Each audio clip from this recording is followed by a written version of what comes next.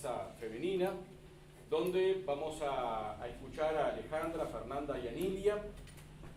La dinámica será de una participación de cada una de ellas de 15 minutos y luego nos quedará al final también más o menos unos 15 minutos para intercambio, comentarios y preguntas de todos nosotros. Para finalizar aproximadamente a las 18:15, 18:30 siguen las jornadas con la siguiente mesa. Así que sin más, vamos a presentar a Alejandra Errecar. Ella es profesora de idioma español, trabajó varios años en la coordinación de espacio de participación, en educación secundaria, también trabajó en derechos humanos y jóvenes en el Ministerio de Educación y Cultura. Alejandra, un placer tenerte por aquí. Adelante.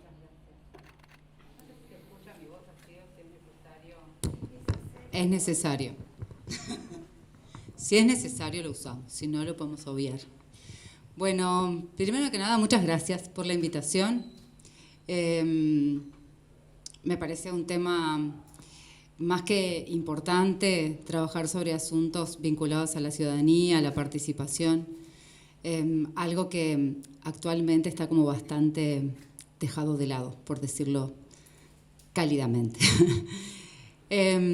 Confieso que cuando me invitaron a participar, me invitaron a una mesa, entonces yo me imaginaba un formato de diálogo, de conversar, y bueno, después me vi como una ponente y no quise dejar de decir esto.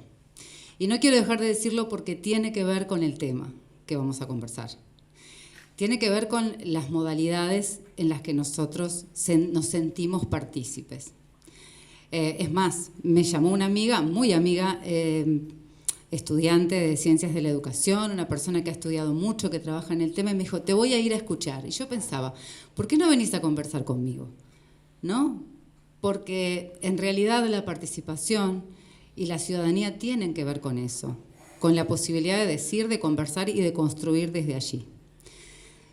Que ustedes me vengan a escuchar a mí, que vengan a escuchar a Anilia o a Fernanda, es fantástico, y yo particularmente se los agradezco, pero no creo que tenga mucho más que decir que lo que podríamos decir cualquiera de nosotros si nos ponemos a pensar en qué es para nosotros la ciudadanía, qué es para nosotros la participación y cuáles son los desafíos que tenemos vinculados a esta temática.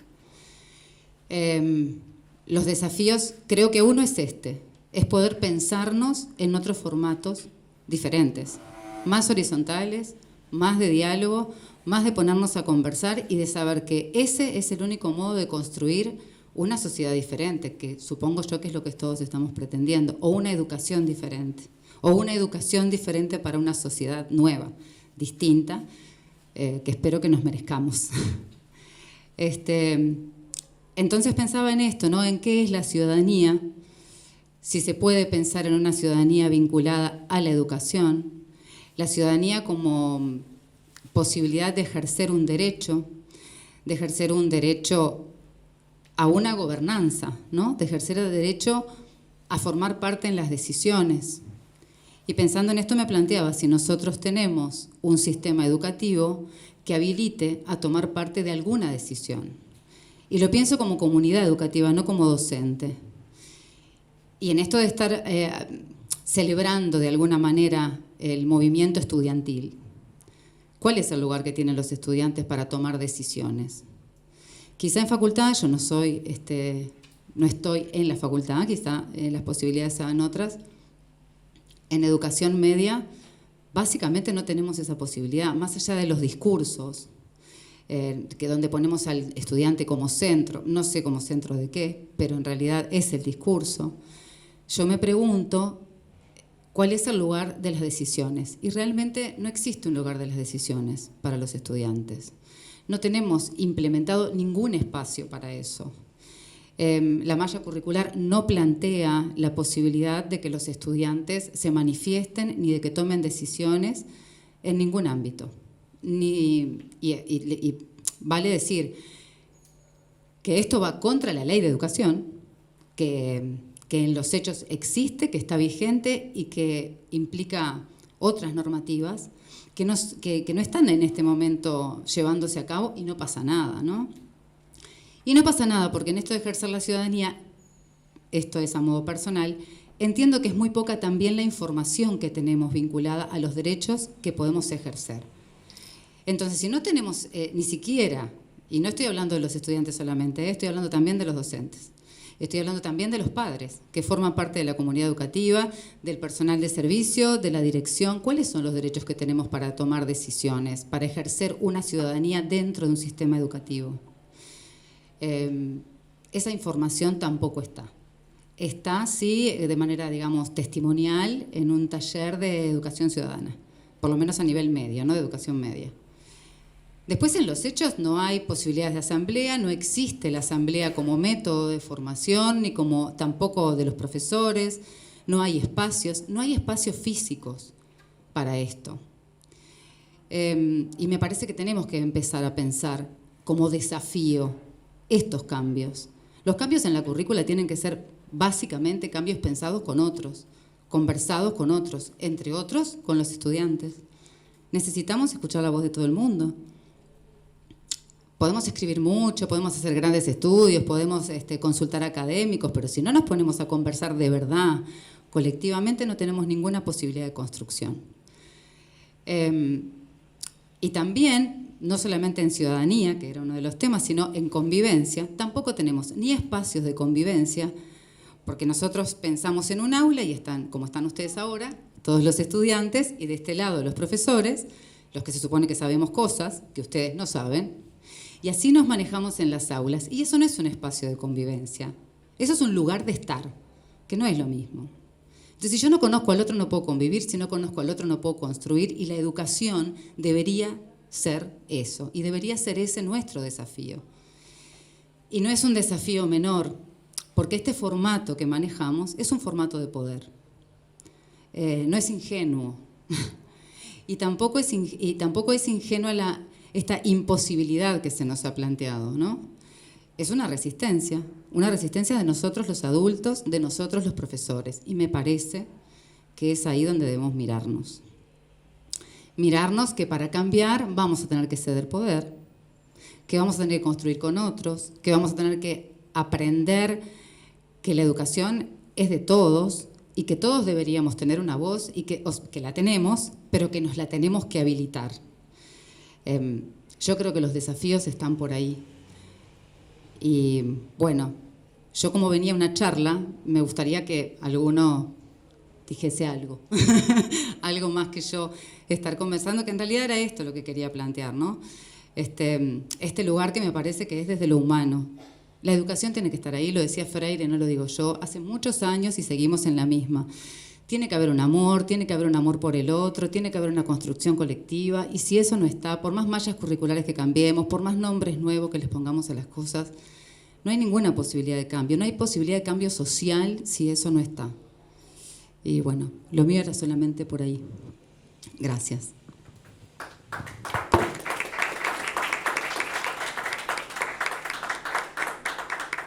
Muchas gracias, Alejandra. Y bueno, estamos en este formato y no lo podemos cambiar ahora, en este instante, pero vino bien los minutos que quedaron libres de tu tiempo para habilitar el intercambio al final y se va a mover. Creemos que sí. Así que después de la participación de Fernanda y de Lilia, vamos a conversar un poquito y a hacernos preguntas y a dialogar, y va a quedar un poquito más de tiempo para eso. Ahora vamos a dar el espacio a Fernanda Diab, doctoranda en Filosofía por la Facultad, docente e investigadora del Instituto de Filosofía, docente egresada del IPA con más de 20 años de ejercicio de la docencia en secundaria, licenciada en Filosofía y magíster en Ciencias Humanas, opción Filosofía. Adelante, Fernanda. Bueno, muchísimas gracias por la presentación y gracias por la invitación. Debo decir que hace un par de semanas, cuando recibí el mensaje de Vero, no estaba muy consciente de esta instancia y bueno, me mandé. Y entonces, un poco pensando sobre qué era lo más adecuado para trabajar con ustedes, recordé algo que presenté también en facultad sobre el rol docente en el contexto de democratización de la enseñanza universitaria. Y hay quienes le llaman refritar, pero yo le llamo someter a la evaluación del tiempo. Voy a poner a consideración de ustedes esta reflexión acerca de la democratización de la enseñanza universitaria, que creo que es un desafío que se mantiene desde los tiempos de la creación de la universidad como institución, solo que agregando o haciendo énfasis a algo que tal vez no le pueda dar respuesta, que es la unión entre la democratización y la calidad de la enseñanza universitaria. Este trabajo que redacté hace un tiempo es previo a la pandemia del COVID y por tanto previo a un montón de experiencias que hoy en día nos atraviesan en la educación y que nos ponen enfrente a nuevos desafíos. Les voy a pedir disculpas, en general suelo no leer, pero son un montón de cosas y para cumplir con el tiempo me parece que lo mejor va a ser hacerlo así, son pocas hojas, así que trataré de hacer un tono que no sea muy adormecedor. Bueno, algunos apuntes sobre democratización. Enfocarnos en los aspectos relacionados con la democratización de la enseñanza universitaria nos conduce en primer lugar al análisis de este sentido. Esta noción remite directamente a un proceso, a un movimiento de menos a más en sentido progresivo. Dicho proceso tiene varios significados que a continuación se delimitarán, pero en términos generales y muy intuitivos refiere al proceso por el cual se va ampliando la participación e inclusión de los individuos en condiciones de igualdad, en cuestiones de interés común, es decir, en ámbitos colectivos, ya sean políticos, sociales o económicos, es decir, en el proceso por el cual una institución, una actividad o un espacio se vuelven más accesibles para un grupo social determinado. El ámbito que en este caso nos ocupa es el de la enseñanza universitaria restricta y gratuita, es decir, la universidad pública, a la cual concibo como posibilidad social no discriminatoria de acceso a la educación superior. Siguiendo al especialista inglés William Taylor, identificaré 3 soluciones con las que se asocia la democratización en el ámbito de la educación, las cuales se encuentran estrechamente vinculadas, aunque admiten algún tipo de análisis por separado. La primera solución y a la vez significado de este término democratización refiere a los problemas de acceso a la educación. Hasta qué punto todos o cierta proporción de individuos en la sociedad tienen el derecho, los medios, la motivación y la oportunidad de recibir la instrucción en los niveles primario, secundario y superior. Este aspecto se vincula directamente con las políticas públicas necesarias para mejorar el acceso a la educación y con el diseño de las instituciones que son condición para garantizarla. El segundo sentido en que podemos entender la democratización tiene que ver con el impacto de las instituciones educativas en el cultivo y extensión de una cultura democrática. Responde a la cuestión de cuánto contribuye la educación en la conservación y mejora de las instituciones democráticas. Y un tercer aspecto refiere a la dirección y gobierno de la educación, es decir, a la organización interna de la enseñanza. Según sea más participativa, como conversaba recién la compañera, más horizontal, más transparente, o por el contrario, más jerárquica y vertical, se dirá que una institución es dirigida de modo más o menos democrático. A pesar de tratarse de aspectos diversos de la cuestión, lo que los une es el carácter normativo que supone la democratización. Volverse más democrático constituye así un horizonte normativo que lo que permite es saber cuánto hemos alcanzado las metas relacionadas con esa democratización o cuánto no. La dimensión que es de interés aquí es la primera, es decir, la vinculada con los problemas de acceso y retención de diversos grupos a la población, en particular al nivel en particular a nivel universitario. Como sostiene este mismo autor, al considerar los problemas de acceso, es probable que nos encontremos examinando porcentajes de participación en diversos niveles, los cambios que han tenido lugar en dicha participación con el tiempo, la eficacia de las medidas estudiadas para aumentar la participación, etc. Si bien en la discusión pública tiende a existir cierto acuerdo sobre el valor de la democratización de la enseñanza universitaria, lo cual en nuestro país ha tenido un correlato en las políticas públicas, que llevaron en los últimos años a aumentar la matrícula, diría en las últimas décadas, y la oferta de carreras fuera de la capital, es importante estar advertido sobre la necesidad de una justificación y defensa pública más profunda sobre el valor del proceso de universalización de este nivel de enseñanza. Esto se debe principalmente a dos cuestiones. En primer lugar, porque la formación universitaria es una mercancía de posición. Permite al individuo alcanzar cierto lugar de privilegio en nuestras sociedades desiguales. Y la educación ya no puede dar las mismas ventajas relativas cuando están abiertas a todos. Esto puede, de modo más o menos inconsciente, generar desestímulos al proceso de democratización en un impulso de tipo elitista. Y en segundo lugar, porque la democratización, entendida como igualdad de acceso, poco puede hacer si no se contempla en un marco más amplio de políticas sociales, de diseño institucional y de compromiso real con dicho proceso. Es sobre esto último que quisiera reflexionar a continuación.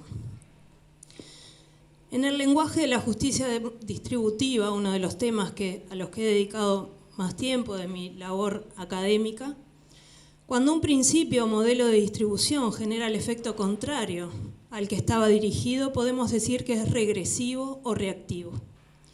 Así, si la distribución de cierto bien, dirigido a disminuir la brecha de desigualdad, termina por reproducir la misma o aún peor por aumentarla, estamos frente a un modelo defectuoso. El proceso de democratización de la enseñanza universitaria supone la distribución de un bien, el de la educación, y de todos los efectos que sobre el individuo y la comunidad tienen el acceso a dicho bien. A partir de ello cabe preguntar, y es lo que quiero compartir con ustedes, ¿es justo el modelo que la universidad ofrece de acceso a este bien? ¿Contribuye a disminuir, reproducir o aumentar la desigualdad? ¿Es suficiente con garantizar el acceso libre a un mayor número de personas del más amplio espectro social para decir que estamos caminando hacia una mayor democratización de la enseñanza universitaria?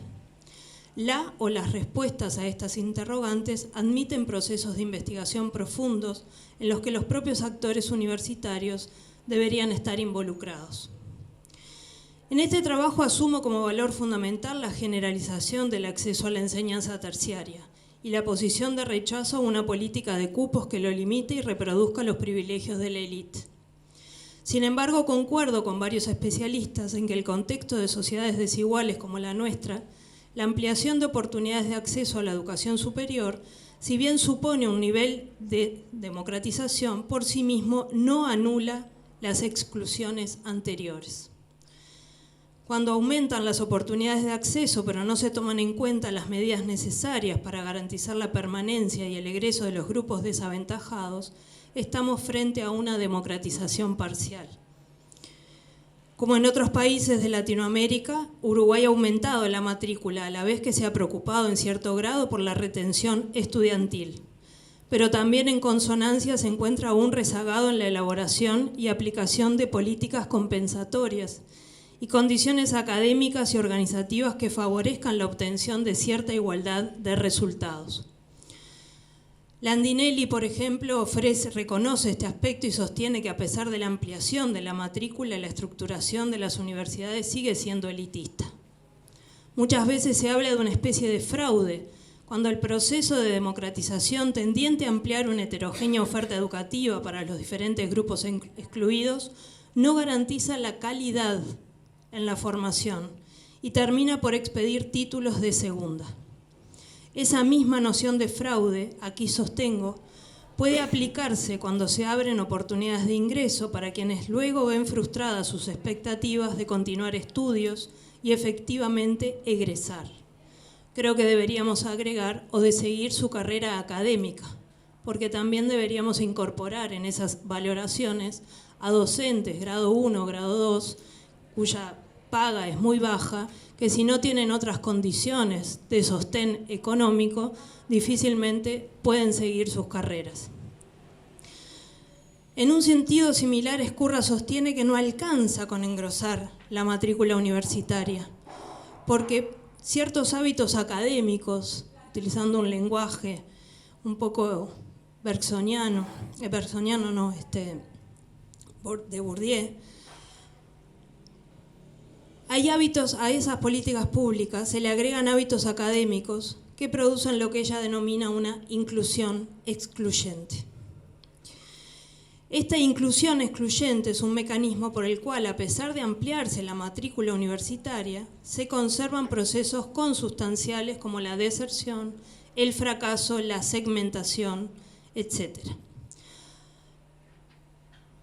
En su libro Igualdad en la educación superior, un desafío mundial, la autora observa que hegemónicamente en las instituciones universitarias se tiende a explicar el fracaso en base a la responsabilidad del estudiante, y por eso se proponen soluciones remediales dirigidas a los alumnos, tales como becas, tutorías, complementos de cursos regulares, acciones orientadas a algunos estudiantes que son reconocidos como necesitados de ayuda.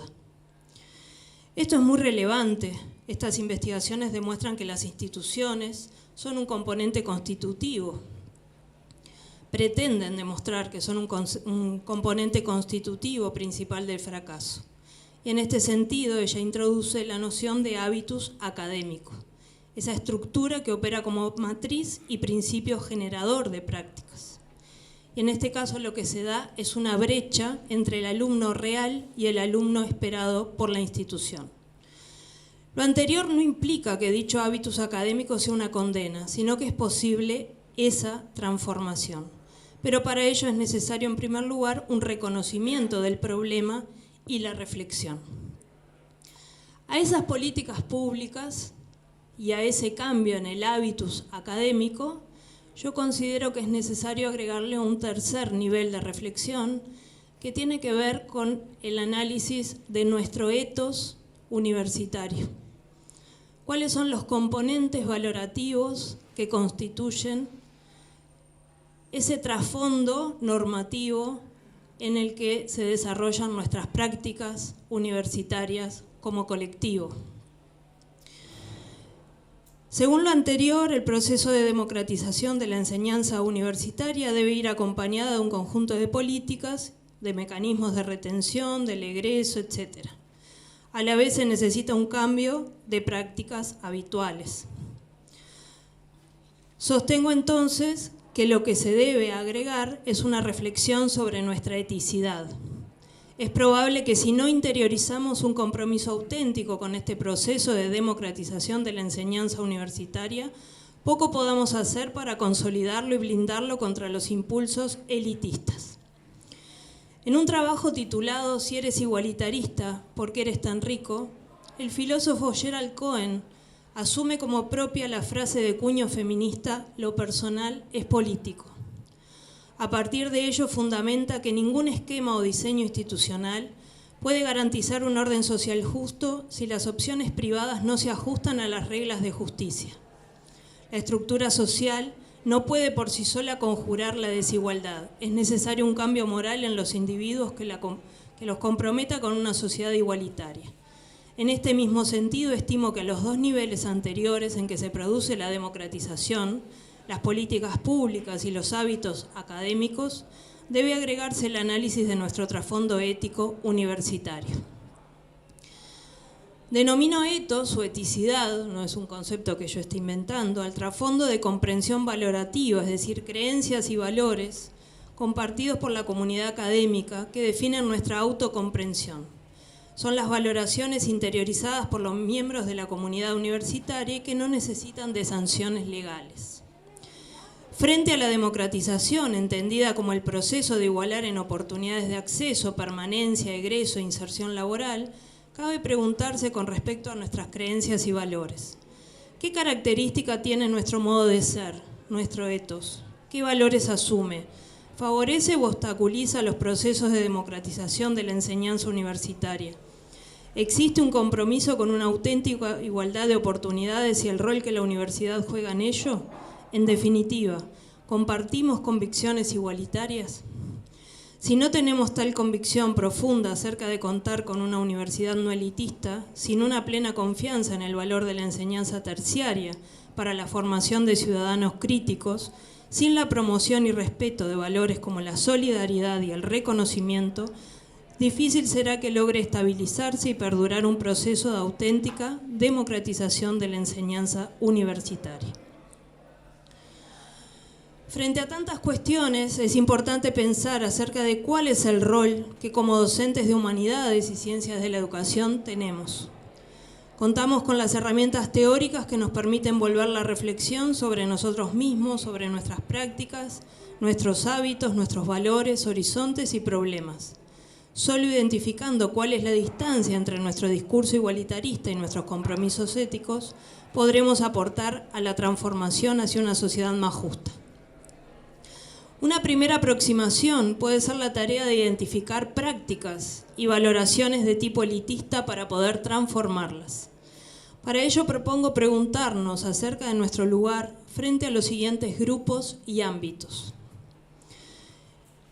Primero, aquellos que aún no han ingresado a la UDELAR y que pertenecen a grupos sociales especialmente vulnerables y para los cuales el horizonte de la enseñanza universitaria no está en la mira.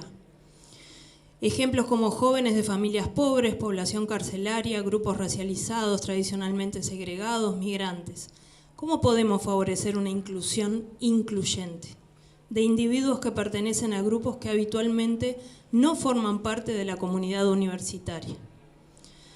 En segundo lugar, aquellos que ya han ingresado a la facultad como estudiantes, ¿podemos identificar diferencias en las condiciones de aprendizajes previos, diversidad de capacidades diferentes, orígenes, etcétera? ¿Cuál es el sentido de identificar las diferencias y la diversidad? ¿Qué estamos dispuestos a hacer con esa información? En tercer lugar, ¿qué ocurre con nuestras prácticas laborales o con nuestros vínculos, con los diferentes roles que se cumplen en la facultad? ¿Cómo funcionan los vínculos jerárquicos en la universidad, entre funcionarios docentes y no docentes, entre docentes en grados de formación y de carrera? ¿Existen sesgos elitistas en dichos vínculos? ¿Cómo interfieren en ellos el género y la clase social? ¿Acceden personas de los estratos económicamente más bajos a los distintos cargos? Los anteriores son solo algunos ejemplos de interrogantes que podrían orientar un proceso de autorreflexión sobre los rasgos propios de nuestro ethos, teniendo el compromiso de la igualdad. Tiene que ser esto un horizonte que nos mueva a actuar y será un compromiso que solo podemos sustentar en valores de igualdad, respeto y reconocimiento de los otros. Bueno, eso es lo que tenía para decir. Gracias.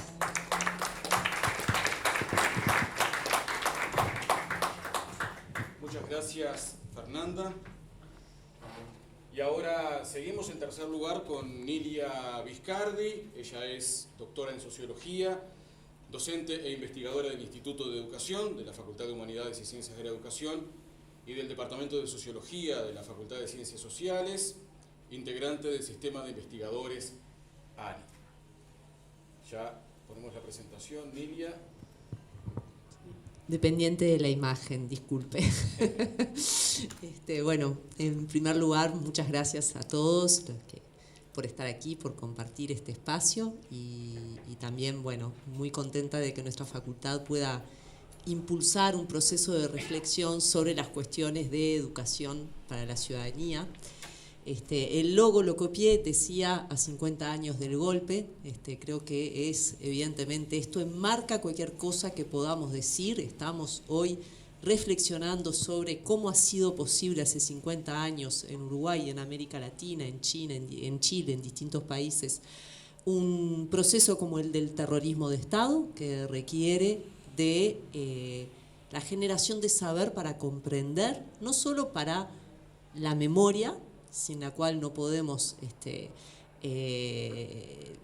defender procesos, sin la cual no podemos seguir adelante, sino también de saberes especializados como los que se producen en la universidad a través de antropólogos, educadores, abogados. El saber es una herramienta fundamental para los procesos de defensa de justicia y de la verdad desde lo profesional, desde lo académico. Hace 100 años en Europa, filósofos como Hannah Arendt, Walter Benjamin, intentaban entender, escribir, intentar analizar cómo el fascismo, el nazismo, habían sido posibles. Y sin una universidad en la que podamos trabajar no solo los hechos que ocurrieron hace 50, sino lo que hace 100 años decían estos pensadores que vieron a Europa resquebrajarse, que no entendían por qué, si el desarrollo era posible, si la ciencia avanzaba, si era posible otro mundo. En un país como Alemania, por medio de una votación democrática, un personaje como Hitler llegó al gobierno, ¿no?, para imponer después un proceso autoritario. Como estos procesos son socialmente posibles, sin una universidad que trabaje el pensamiento, que ayude a interpretar contextos complejos, no hay ninguna tarea de convivencia democrática que sea sostenible. La voz de los estudiantes es una voz que se va educando, que se va complejizando, que a veces podemos tomar literalmente, pero que a veces tenemos que interpretar, y un poco en ese sentido quiero ir recordando también uno de los textos que a veces podemos trabajar en el curso, el de la ideología alemana de Marx, donde Marx se ocupa justamente también como herramienta fundamental del capitalismo y no liberadora de hablar mucho del lugar del contrato en el sistema capitalista. Y quiero recordar la importancia de la palabra contrato en la era de los sumarios, es decir, que vivimos en una sociedad regulada por leyes, en las que las leyes son muy importantes, pero que tenemos que luchar por mejores leyes y por otras leyes, o porque en algunos contextos saber que la utilización de la ley también es objeto permanente de pugna y de interpretación respecto de lo que la ley y, vaya tema que Arendt analizaba, la autoridad significan. O sea, la cuestión de qué tipo de autoridad se ejerce, qué es la autoridad, es una cuestión central para justamente reflexionar sobre una posible educación en ciudadanía y la convivencia social. Por ahí quería traerle algunos elementos que vienen del análisis de investigaciones, el proceso de enseñanza con estudiantes universitarios, integrando estas distintas cuestiones, y que me parece que habla, y lo digo siempre en un sentido crítico, de la riqueza que tiene lo que llamamos la agenda temática, ¿no? Hace no tanto tiempo que la ENIA se instaló, la Estrategia Nacional de Infancia y Adolescencia, en la cual, digamos, poníamos el horizonte 2030 como un horizonte muy lejano, estamos en 2023, por no hablar de la posibilidad de sostener un plan nacional de educación, todos elementos en los cuales el año 30 parecía muy lejano y se acerca galopante, y son pocas las conquistas, pero lo importante es que podemos seguir defendiendo sentidos y que en algunos aspectos hay razonamiento y evidencia científica que puede mostrar por qué estas agendas son importantes y deben ser conquistadas, como para saber que a nivel de la sociedad todo movimiento se defiende y se sostiene y nunca es para siempre. Cuando hay avances y progresos, tenemos que ser conscientes de que siempre tiene que existir un proceso de defensa, porque cuando algunos elementos culturales retroceden, efectivamente algunos sectores populares pueden sentirse más seguros atrás de una noción autoritaria de ley o de poder. Que de alguna manera, o sea, me interesaba, si pasamos a la siguiente, mostrar algunos desafíos para los jóvenes y para las adolescencias desde los temas que ellos como estudiantes universitarios o en el trabajo que hemos hecho con gremios estudiantiles traen como temas de interés para investigar o como planteos políticos para interpelar la realidad, militar, conversar, lo que fuera. Digamos, esto un poco quisiera pensarlo con la foto que ha circulado en los últimos tiempos del Salón Gremial del IABA, con esa perspectiva que la imagen nos da, ¿no? Por un lado, para algunos sectores, la conquista de un salón gremial blanco, depurado y que elimina todos los trazos de grafitis, las marcas que los estudiantes allí tenían con esa particular visión de lo que es el orden del Estado y lo que es el orden de la educación. Nada nuevo, no traje la figura de Quino, que traía un amigo mío en redes. Hay un dibujito de Quino que muestra a Guernica reordenada, ¿no? Es decir, viene uno, ve el cuadro de Picasso de Guernica y se enoja y bueno, al rato entonces vuelven a ordenar Guernica como si fuera posible alterar el sentido de esa imagen. Por un lado, parece muy importante para los estudiantes universitarios en lo que tiene que, o lo que hace a su experiencia educativa, lo que tiene que ver con la cuestión del tránsito, la presencia, la pertenencia. Por ejemplo, dar respuesta a la pregunta de si es posible pertenecer en contexto de educación a distancia. Esto es una pregunta que tiene que seguir siendo trabajada. Muchos de nosotros, yo defiendo lo presencial, pero es innegable que la educación a distancia instala contextos, preguntas que tienen que ver con la democracia y con la ciudadanía. Por supuesto, seguir pensando en la cuestión de la suspensión de clases por pandemia y el impacto en las trayectorias educativas. Es otra de las preguntas que tienen los estudiantes, la sociedad, los distintos agentes. La cuestión de los usos digitales y la desigualdad de clase en lo que tiene que ver con la relación con los medios digitales, con la información, es otro de los temas de agenda que los estudiantes plantean. Y la denuncia de un tema bastante ignorado, que es la migración interna para estudiar, que sigue siendo un problema fundamental que constituye mucha desigualdad. En este sentido, todos pensamos, bueno, ¿qué es lo que querés estudiar? ¿No?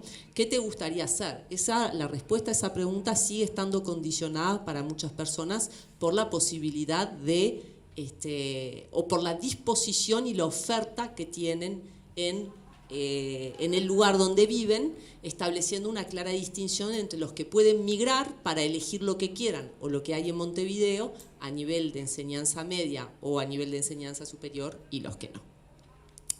La cuestión del arte, del cuerpo y de la política, la agenda de muchos estudiantes es feminista y antirracista, eso está claro. La cuestión primero del cuerpo, de la construcción de la corporalidad en los distintos espacios educativos, muy atada a los formatos de habla por los cuales estamos atravesados.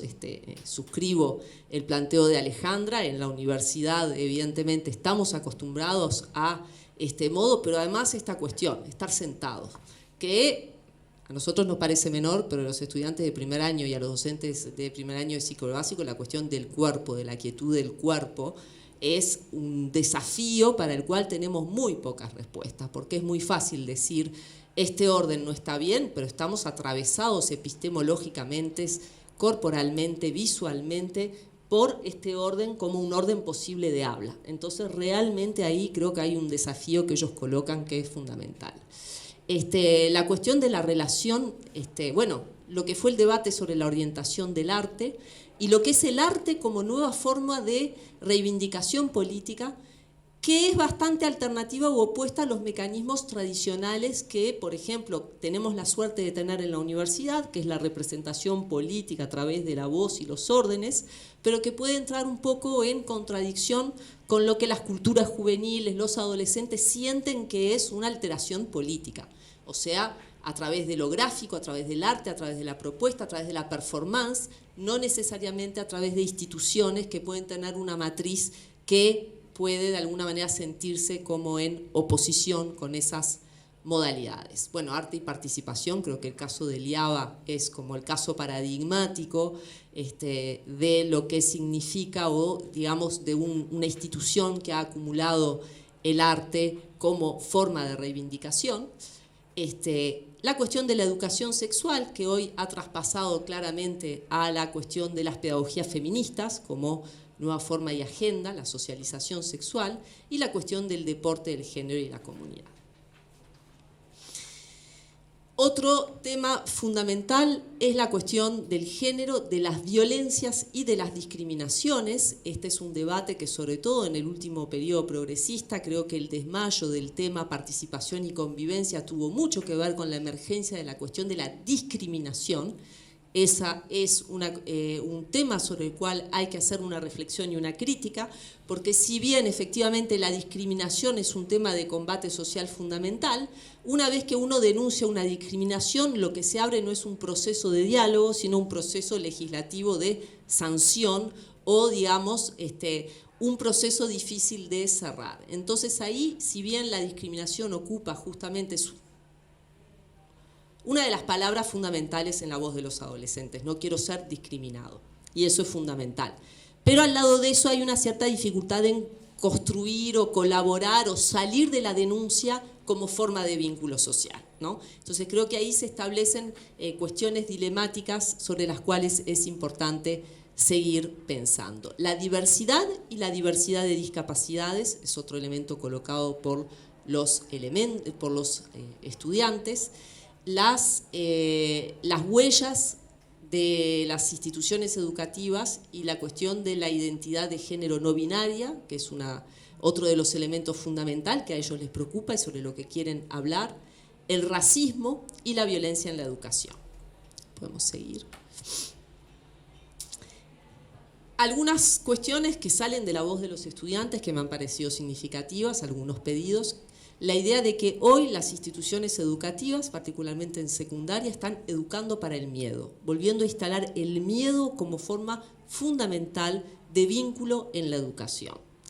El miedo a que te denuncien, el miedo a que te echen, el miedo a que te sancionen, o sea, el miedo como impronta desde la cual se expresa el Estado, el gobierno de la educación o el docente.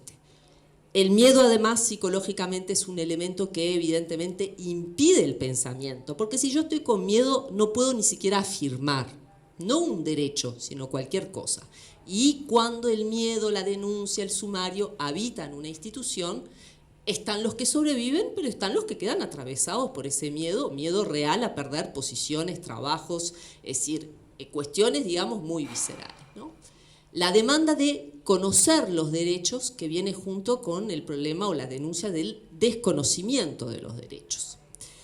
La cuestión de la persecución sindical y el autoritarismo en la educación es otra de las cuestiones que los estudiantes, los alumnos de los gremios estudiantiles traen, y problemas que se parecen ya a lo que vamos a encontrar cuando trabajamos con adolescentes de primer año, segundo año de ciclo básico, y cuando les preguntamos por su experiencia educativa y cuando les preguntamos qué significa para vos haber dejado la escuela y estar en el liceo, y ahí los problemas fundamentales que aparecen en voz de los estudiantes son el hambre, el aburrimiento, el problema de la alimentación, el problema del transporte, el problema de la violencia, el problema de la salud mental, el problema del odio, el odio como vínculo fundamental. Cuando digo justamente que hay que trabajar la voz y que hay que tener cuidado con la idea de dar voz, lo digo también porque si uno trabaja con alumnos de primer año de un contexto, digamos, vulnerable a la violencia, y les da la voz y les pregunta, ¿ustedes qué quieren? Van a decir armas de fuego para matarlos a todos. Entonces, esas afirmaciones hay que interpretarlas, porque si uno les preguntan, ¿y a su presidente qué les pediría?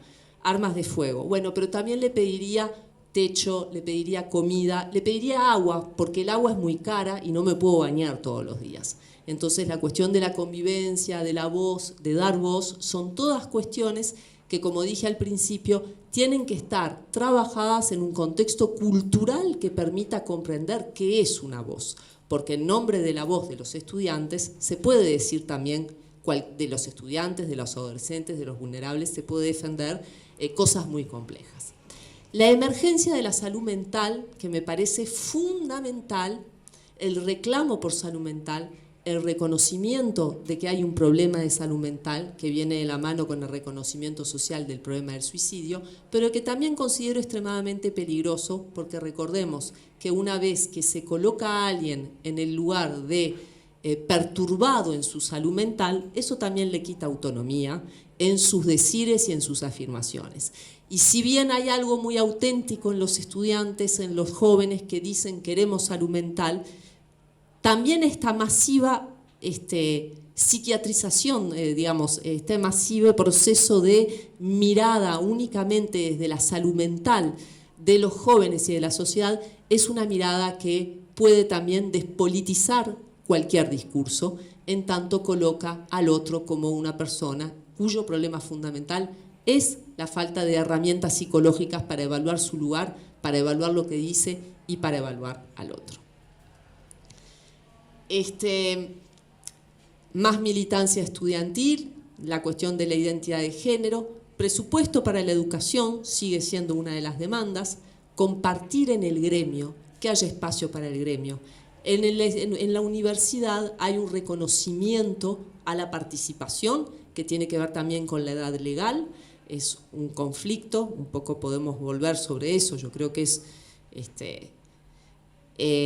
nos atraviesa culturalmente y estructuralmente una noción de autoridad paternalista y de la ley en voz del adulto mayor, por lo tanto va a seguir siendo una contradicción cultural siempre la de trabajar la convivencia desde la participación, porque uno puede impulsar convivencia desde el Ministerio del Interior como la defensa de la paz y el aniquilamiento de aquellos que amenazan la paz. La palabra convivencia ha sido utilizada desde distintos lugares para fines diferentes.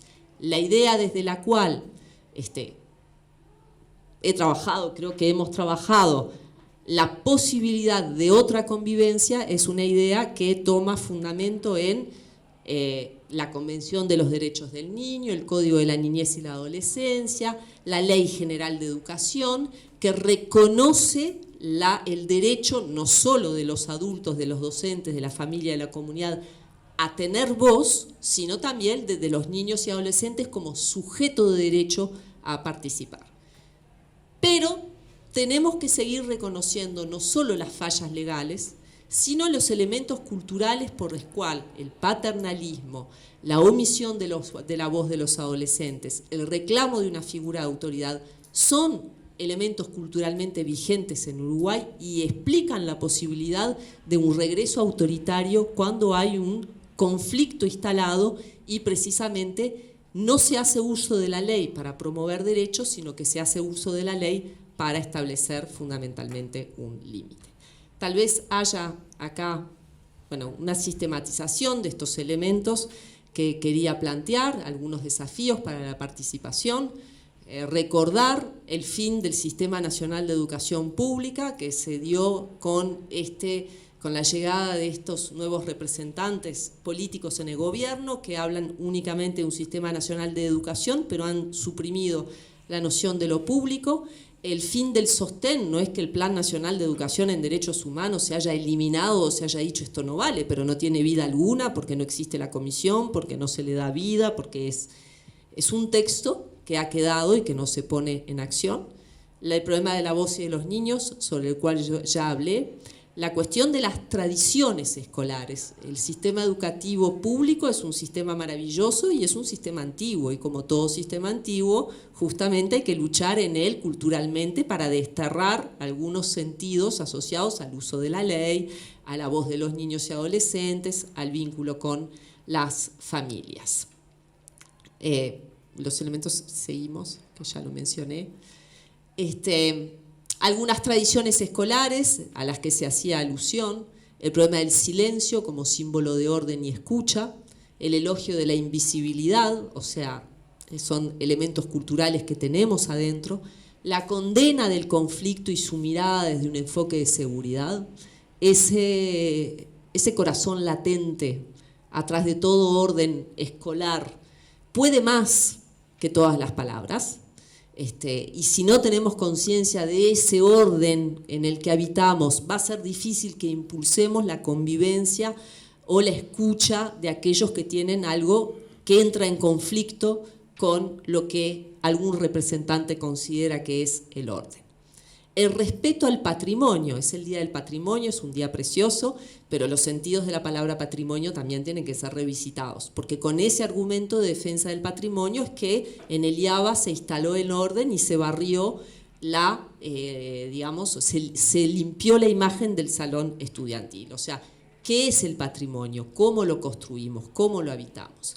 Y la disociación del trabajo con las familias, la comunidad de padres pobres que nunca integraron la escuela, La falta de hospitalidad de los centros educativos es algo horroroso y de lo que hablamos poco en la enseñanza primaria, en la enseñanza media. Son realmente lugares en generales definidos por la falta de calidez y la imposibilidad, el desagrado de estar. De esa manera es difícil que alguien quiera participar de ese lugar. Creo que estoy pasada, vamos a seguir porque explicar esta nube de palabras me llevaría un poquito demasiado tiempo, que viene el censo de convivencia. Y seguimos. Y bueno, como estamos sobre el tiempo, creo que no quiero un poco repetirme, porque algunas de estas cuestiones creo que las he planteado, pero bueno, creo que en definitiva lo que de alguna manera me anima es recordar que tenemos todos los elementos a nivel legal para defender o crear otro modelo de convivencia y de participación en las instituciones educativas. Creo que las herramientas, creo que existe una mirada que ha avanzado muy autoritaria desde el gobierno de la educación y de ciertas autoridades, que es posible a pesar de la normativa legal, lo cual muestra la importancia justamente de interpelarnos en las bases culturales del autoritarismo en nuestro país para entender que esas respuestas sumariantes, judicializantes de distinto tipo son posibles a pesar de leyes que impulsan la voz de niños y de adolescentes y de la participación. De alguna manera entonces, más allá de la representación política de quienes ejercen el gobierno de la educación en distintos niveles o de quienes ejercemos como padres, madres, distintos lugares,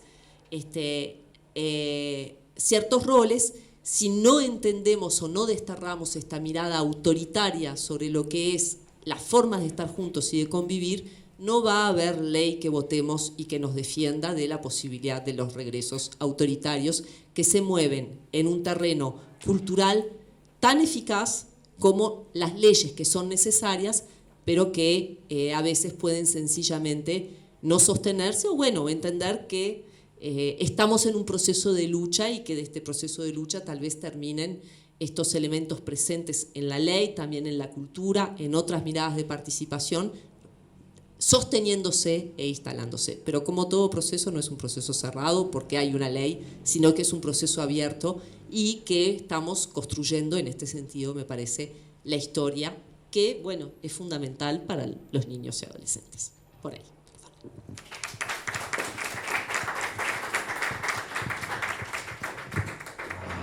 Bueno, muchísimas gracias a Alejandra, a Fernanda y Nilia por sus excelentes y comprometidas participaciones en las jornadas.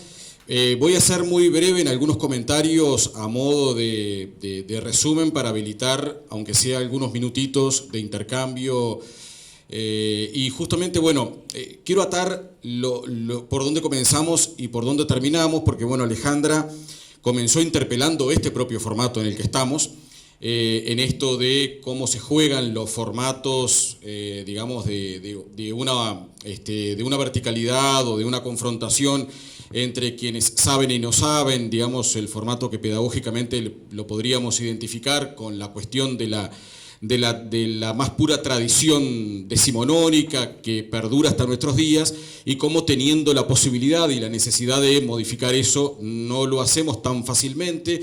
Y de alguna manera lo llevaba Alejandra a estas cuestiones que en educación media no existen como espacios reales de participación, el tema de la asamblea o espacios donde en verdad no hay una convivencia en tanto posibilidad de conocer al otro, dado que perviven este tipo de formatos y de tradiciones que tienen que ver con formatos de poder en última instancia. Y ahora Nilia, repasando la agenda temática de las infancias y de las adolescencias en relación a los cuerpos, al arte y a las políticas, esto de cómo inciden los formatos de aula en la cuestión de los cuerpos, en los movimientos, en esto del cuerpo educado, en el valor del silencio, en la condena al conflicto o el valor del orden, que de algún modo sigue subyacendo a lo que está bien o a lo que está mal.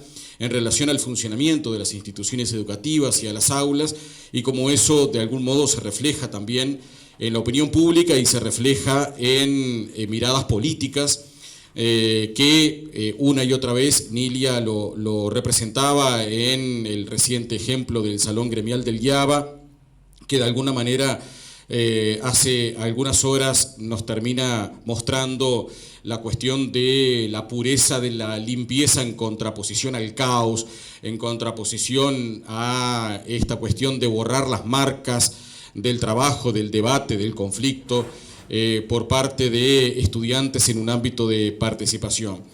Bueno, hubo una riqueza conceptual muy importante en las tres participaciones, intermediada por Fernanda, que nos traía esto de preguntarse y cuestionarse por los procesos de democratización en la enseñanza universitaria y cómo en un país como este y en una universidad de la República como esta, donde defendemos una y otra vez una enseñanza pública, gratuita, cogobernada, sin embargo, estas cuestiones vinculadas con si realmente estamos asistiendo y fomentando procesos de democratización creciente en relación a lo que constituye nuestro etos universitario, nos traía este ejercicio de ponernos a pensar en nuestro propio accionar como docentes, aquí mismo en la facultad y en la universidad en general, y si realmente estamos reflexionando una y otra vez sobre nuestras propias actitudes individuales y colectivas respecto a los jóvenes que no tienen en su mira la universidad ni la posibilidad de la enseñanza universitaria, o que teniéndola puede tener acceso pero no reales posibilidades de permanencia o de egreso, cómo no resulta suficiente algunos valores muy caros que tenemos en nuestra universidad, sino que hay que ir también bastante más allá, porque cuando no nos damos cuenta o miramos para otro lado o estamos distraídos, podemos ser partícipes de procesos de inclusión excluyente, donde la deserción, el fracaso y la segmentación, aún en procesos de acceso universal, pueden estar presentes, también por impulsos de presión y de impulso elitista que siempre están actuando, que nunca dejan de estar, y como esto que traía Nilia también, de los logros no nos pueden hacer descansar en ellos, sino cuidar de conservarlos y de cuidarlos, porque siempre acecha el peligro del retroceso, como hemos podido ver en el último tiempo, donde a veces pensamos y reflexionamos sobre esto de creer que habíamos conseguido una agenda de derechos que es de una vez y para siempre, y Nilia lo decía en términos criollos, nada es para siempre, y eso también exige intelectualmente una serie de movimientos colectivos que nunca pueden descansar. Bueno, a partir de estas reflexiones de las tres compañeras y de lo que quedan como preguntas, como cuestionamientos y como inquietudes en nuestras cabezas, y de esa manera nos vamos a ir de la mesa de hoy, abrimos unos minutos, no tenemos muchos, pero sí algunos antes del comienzo de la siguiente mesa para comentarios de ustedes, preguntas, intercambio.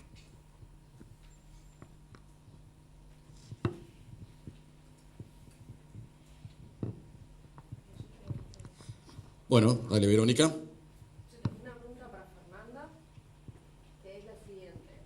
Estoy muy de acuerdo en todo lo que venís diciendo y que el problema, el corazón del problema es el hecho universitario. ¿Cómo ves vos la relación entre democratización, etos universitario y la estructura de gobierno que nosotros tenemos? O sea, digamos, ¿cuál es la relación entre el etos universitario, el cogobierno y eso? ¿Cómo lo ves en relación con la participación, en particular la participación estudiantil? Y después la otra pregunta para las compañeras, que tiene que ver, ayer acá se hizo mucho hincapié y a mí me parece muy bien, es que la educación es un lugar también muy plural, ¿no? Donde participamos todos, estamos en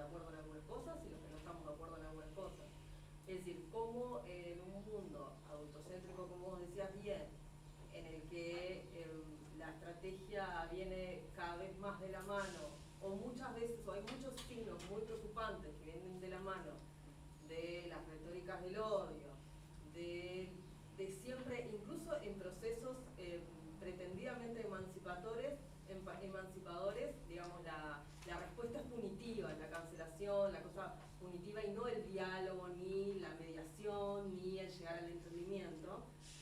¿Qué estrategias visualizan ustedes que pueden contemplar una estrategia de convivencia en el sentido en el que la estaban planteando, teniendo en cuenta que en esa negociación estamos todos y que el mundo en el que vivimos tiene como estas perspectivas que las instituciones escolares no son ajenas? Bueno, no sé si interpreto bien por dónde va la cuestión, pero estás haciendo digamos, la relación que estás pidiendo que establezca es una relación propia de la democracia que tiene que ver con la participación y con la igualdad en la influencia en las voces de las personas.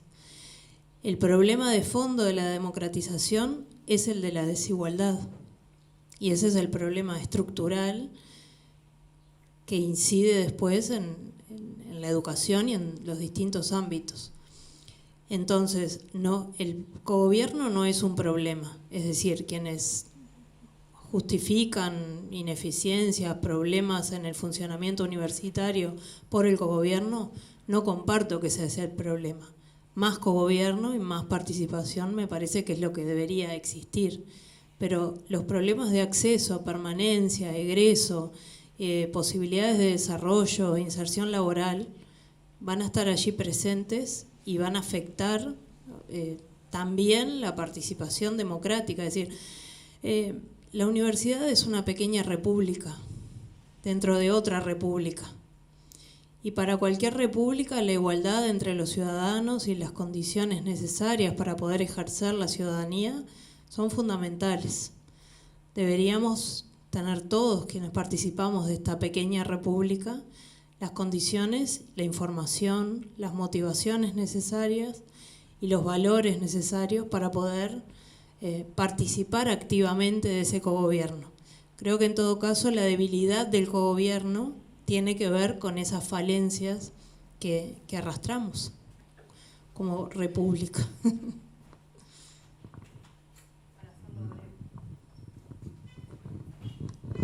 Bueno, en esto que preguntabas sobre estrategias posibles, la única posibilidad real de que exista participación es que la gente lo haga, que generemos los espacios propios para que eso pueda suceder, ¿no? Que es en principio lo que yo venía planteando. No hay posibilidad de que la gente participe, de que los estudiantes participen, si nosotros no generamos los espacios reales de participación y de posibilidades de toma de decisiones. Y la participación no es solamente darles la voz. Yo me había quedado con algo que había dicho Nilia, que me parecía interesante retomar. Lo que tenemos que saber lo que las personas piensan. Necesitamos escuchar. El mundo académico, a veces, en esta construcción de conocimiento que planteaba Nilia necesaria, está alejado de lo que las personas piensan. Y eso es una distancia que no puede suceder. O sea, nosotros estamos lejos todavía, el mundo académico está muy lejos de tomar las voces de todos, porque no salimos a escucharlas.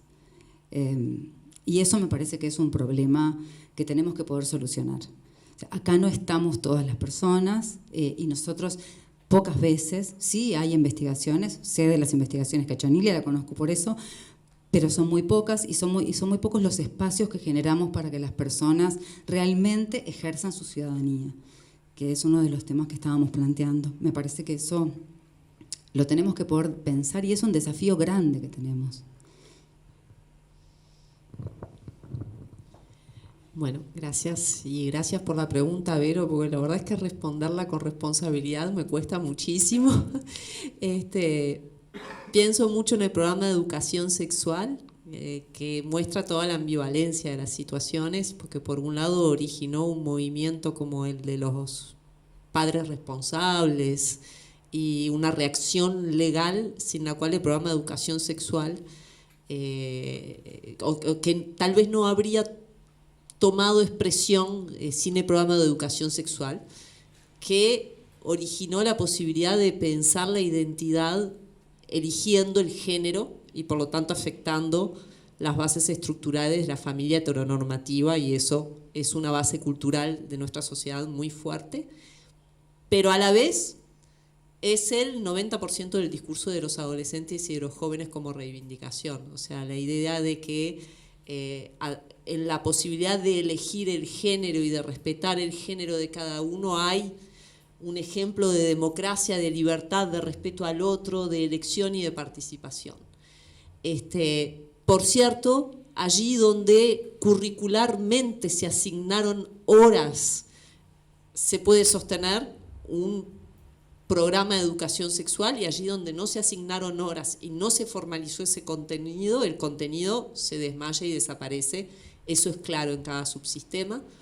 Y creo entonces que está la lucha por presupuesto, está la lucha por espacios, y sin el espacio educativo, estoy hablando básicamente de media, que es donde más, si la enseñanza media sigue, digamos, con este contenido, que además de asignaturista, no otorga, no remunera espacios para que los docentes puedan tener un espacio para la convivencia, la participación y el diálogo, eso nunca será posible, porque es una fábrica de que docentes que tienen que ir a dar sus horas y nada más. Más lo otro más complejo que dije al inicio. Cualquier estructura curricular de horas, formar ley, depende también de la defensa de una educación terciaria de calidad en la que vos puedas seguir transmitiendo un contenido filosófico, cultural, legal, sin el cual todo es una cáscara vacía también, aunque lo logres. Es decir, no tengo una respuesta. Buena respuesta. Bueno, adelante. Bueno, les agradezco mucho porque da para pensar cantidad lo que ustedes plantearon, las tres. Y quería hacer una reflexión y una pregunta. La reflexión es cómo pretendemos darle participación a alguien cuando le preguntamos cosas enormes que nadie las puede responder, como dijo Nidia. Y la reflexión es porque ayer yo escuché a alguien que comenzó su intervención sentado allí adelante, nosotros acá, escuchándolo bien, y plantea, dígame, ¿quién tiene una alternativa al capitalismo moderno? Entonces, esa es la forma de discutir, y muchas veces yo he escuchado esas preguntas a muchachos jóvenes. Yo trabajo mucho en a nivel social, en la cooperativa, y es permanente. Esas preguntas que nadie puede responder y que implican silencio, ¿verdad? ¿Quién tiene una alternativa al capitalismo moderno y al neoliberalismo? Vamos, que la digan, porque si no la dicen, entonces renuncio a ¿qué? A la utopía. Renuncio a, porque ¿qué es la educación? En definitiva, si no es incertidumbre, también una gran parte de utopía, porque todos pensamos que los alumnos van todos a tener éxito, y a veces no. Hay una utopía en el docente, ¿verdad? Bueno, esa persona parece que renunció totalmente a cualquier utopía, no de cambio. Pero bueno, esa es la reflexión. Y segundo es que Nidia hizo una mención que nosotros tratamos mucho en varios espacios, que es el dibujito de Quino. Porque vieron, fue muy famoso lo del salón. Pero ¿quién es la que cambia Guernica? No es el capitalista que viene y cambia Guernica. ¿Saben quién la cambia? Porque ese es el dibujito. Lo cambia la limpiadora.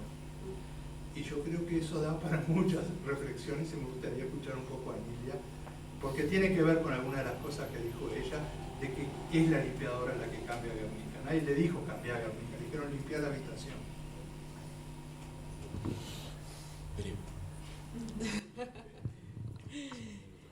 Y es difícil mirado desde ahí. Pongamos primero que es una mujer, antes de hablar de su trabajo. Así que el cuadro es una crítica. El dibujito de Quino puede ser tal vez un poco una crítica o un límite a los feminismos, ¿no? Y en ese momento histórico en que él hizo el dibujito, esa fue la figura que él eligió para poner orden, que de alguna manera muestra ese profundo problema de clase social que tenemos en las sociedades actuales, que para cambiarlo dependemos de otro modelo de convivencia y participación, porque como los cuidados, la limpieza del espacio no logramos que sea equitativos entre los géneros, se sigue acudiendo al modelo de hacer un trabajo remunerado, y ahí viene una interpretación intermedia del orden, que no es ni borrar Guernica, ni aceptarlo tal como está, sino resolverlo reordenándolo de acuerdo a esa percepción. Así que bueno, la pluralidad de percepciones respecto de Guernica es... pero bueno, lo importante es que también no la borró, porque no es lo que pasó.